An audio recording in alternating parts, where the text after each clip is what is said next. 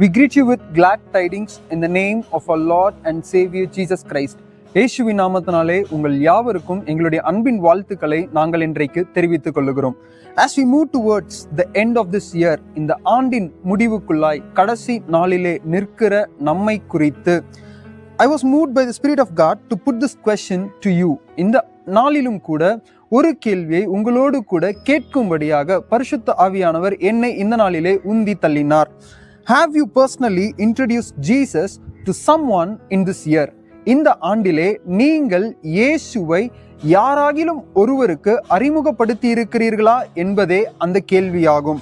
Yes, my dear friends, brothers and sisters in Christ Jesus, இயேசுவுக்குள்ளாய் என்னுடைய அன்பான நண்பர்கள், சகோதர சகோதரிகளை, as we meditate on the subject of how to achieve our eternal reward, let us look at the word of God in Luke 16 second verse.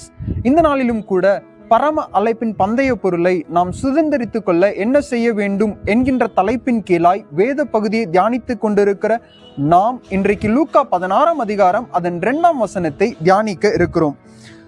So he called him and said to him, "What is this I hear about you?